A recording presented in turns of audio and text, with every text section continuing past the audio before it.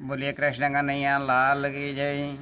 श्रीमद सद्गुण शालिनम चिदे चिदे व्याप्तम च देव्याकृतिम जीवे साक्षर मोक्त कोटि सुखदम नैकावतारातिपम ज्ञेयं श्री पुरुषोत्तम मुनिवरे वेदार्थ कीर्त्यम विभुम तन्मूलाक्षरयुक्तमेव सहजा नंदम च वंदे श्रद्धा।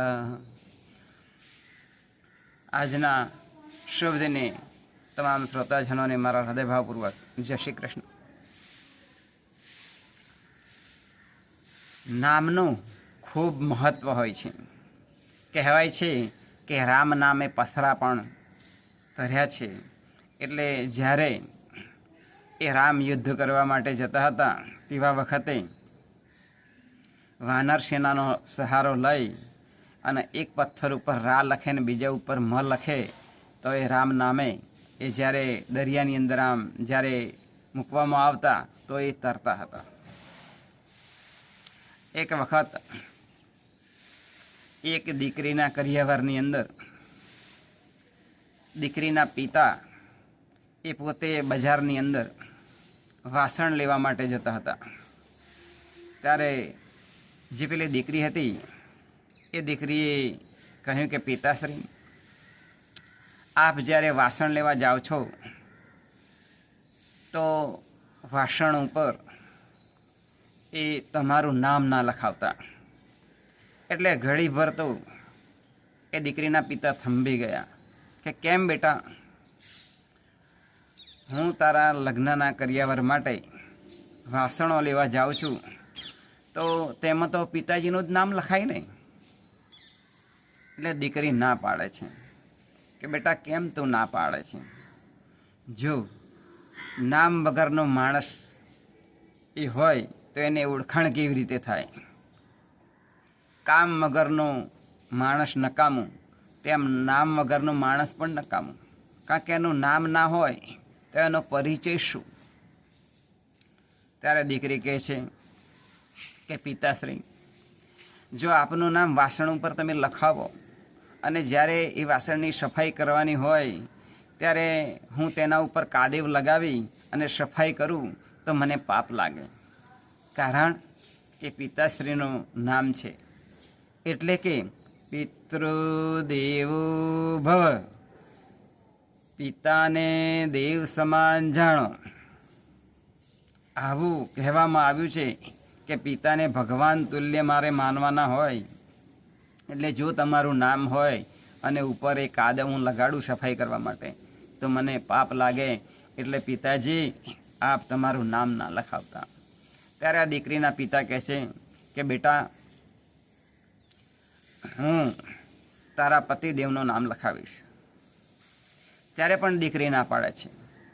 કારણ કે જો તમે મારા પતિદેવનું નામ લખાવો અને હું એને કાદેવથી સાફ કરું વાસણને તો પણ મને પાપ લાગે.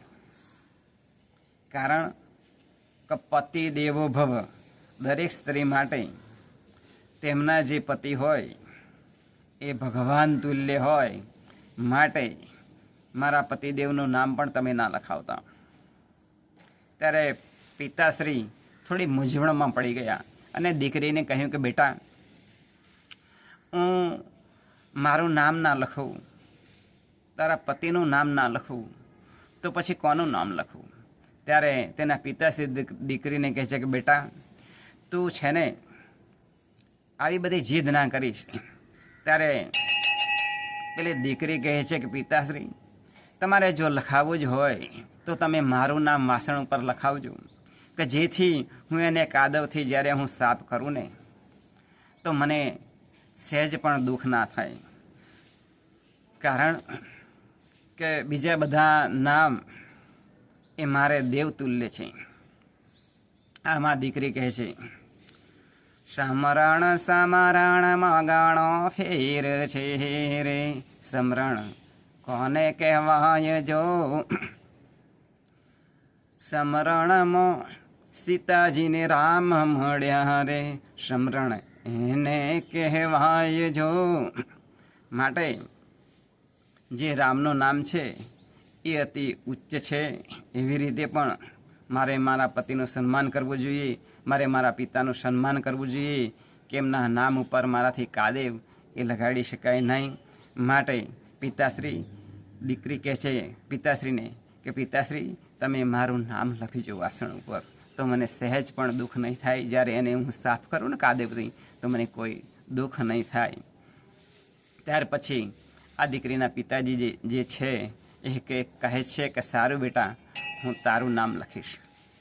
આમ કરી અને પછી દીકરીના કરિયાવરની અંદર જે વાસણ આપવાના હોય છે ને એ વાસણ ઉપર એ દીકરીનું નામ લખે છે પિતાશ્રી.